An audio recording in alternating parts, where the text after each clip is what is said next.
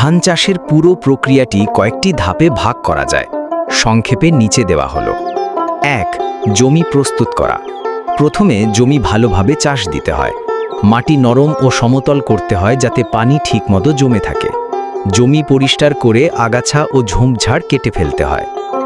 ২. বীজতলা তৈরি করা।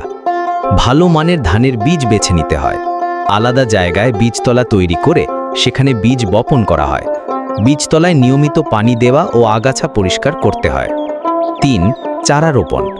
সাধারণত ২০ থেকে ৩০ দিনের চারা মূল জমিতে রোপণ করা হয়।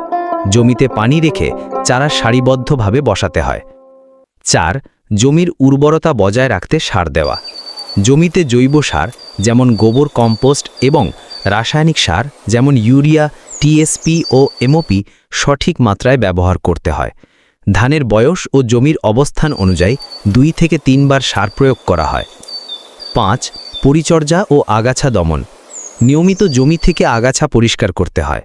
পানি নিয়ন্ত্রণ করতে হয়, কখনো জমিতে পানি জমে না থাকে, আবার কখনো শুকিয়ে না যায়।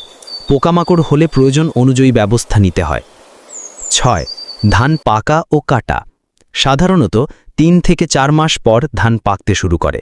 ধান সোনালী রঙের হলে কেটে নিতে হয়। কেটে নেওয়া ধান ঝাড়াই বাছাই করে শুকিয়ে সংরক্ষণ করা হয়। এভাবে ধান রোপণ থেকে শুরু করে জমির উর্বরতা রক্ষা করে শেষ পর্যন্ত ধান কাটা পর্যন্ত পুরো প্রক্রিয়া সম্পন্ন হয়।